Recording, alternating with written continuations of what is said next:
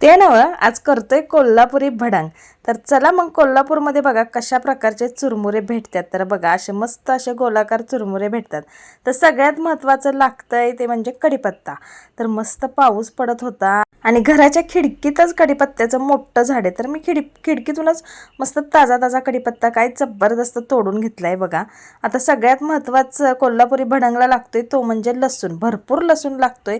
छान खलबत्त्यात आबडधोबड ठेचून घ्यायचे, बारीक पेस्ट करायची नाही। त्यानंतर बघा चुरमुरे व्यवस्थित चाळून निवडून घ्यायचे आहेत। काय घाण नसती हो, तरी शंका म्हणून घ्यायचं व्यवस्थित निवडून। तर कोल्हापुरी भडंग करायच्या सगळ्या टिप्स तुम्हाला ह्याच्यात सांगते। अगदी साधं सोपं, जशी कोल्हापूरची माणसं साधी सोपी तसंच त्यांचं भडंग सुद्धा साधं सोपं आहे बघा। तर मस्त चाळून घेतले। आता काय करायचं, फोडणीची तयारी।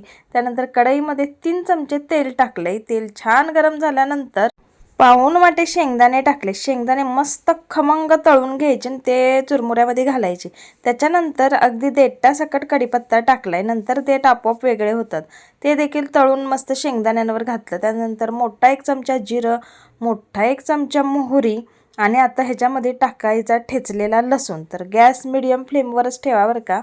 मोठा 1 चमचा हळद आणि 2 चमचे लाल तिखट आणि अर्धा चमचा कश्मीरी लाल मिरची पावडर, ते सुद्धा आम्ही घरीच करून ठेवलंय। चवीनुसार मीठ घाला, गॅस बंद करा, मसाला परतून भडंगमध्ये म्हणजे चुरमुऱ्यामध्ये घाला, मस्त भडंग आलटून पलटून घ्या। 1 नंबर कोल्हापुरी भडंग झालंय।